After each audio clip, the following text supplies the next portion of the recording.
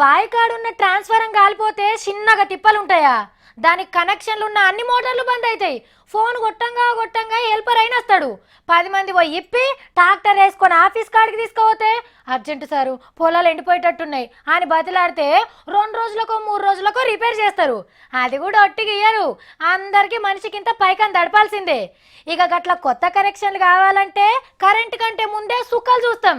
కానీ ఇదివరసందిగా తిప్పలేమి ఉండవు. ఇక ఆనాకాలం పుణ్యమా అని బావులళ్లకు బోర్లకు మాగనే నీళ్ళొచ్చినాయి. మళ్ళో 2-3 ఏళ్ల దాకా వ్యవసాయానికి రందిలేదు. కానీ చాలా బావులకు కరెంటు కనెక్షన్లు లేవు. కరెంటు ఆఫీస్లో లక్షల దాకా దరఖాస్తులు పెండింగ్లో పడ్డాయి. రేపు రేపు ఇంకిన్ని దరఖాస్తులు వచ్చే కోపు కొడుతుంది. అందుకే ముఖ్యమంత్రి సారు కరెంటోళ్ళు వ్యవసాయం ఆఫీసర్లతో మీటింగ్ పెట్టి అడిగిన వాళ్ళందరికీ కనెక్షన్లు ఇయ్యాలి అని గట్టిగా ఆర్డర్ వేసిండు. పైకం తడిపినోనికి ఫస్ట్, ఇయ్యనోళ్ళకి వెనక సిరిస్తే తాట తీస్తా అని వార్నింగ్ ఇచ్చిండు. ట్రాన్స్ఫారాలు, తంబాలు వాతుడు, వైర్లు గుంజుడు దేనికి కూడా బుడ్డ పైసా రైతుల కాడ తీసుకోవద్దన్నాడు. ఎంత పైకం ఖర్చైనా సర్కారే పెట్టుకుంటుందట. ఏ పని ఏడుదాకొచ్చిందో తెలిసేటట్టు ఊరు పంచాయతీ బోర్డు కాడ కాయిదాలు అతక పెడతారట.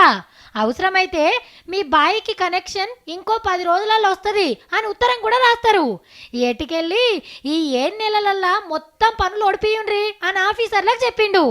అట్లనే యాసంగి పంటకు 9 గంటల కరెంట్ ఇయ్యాల్సిందే అనే ఇంకో ఆర్డర్ వేసిండు ముఖ్యమంత్రి సారు. నీళ్లున్నాయి, కరెంట్ వస్తుంది, కనెక్షన్ వస్తుంది, లోన్లు కూడా ఇస్తున్నారు. ఇక వ్యవసాయం పనులకు దిగుండ్రి.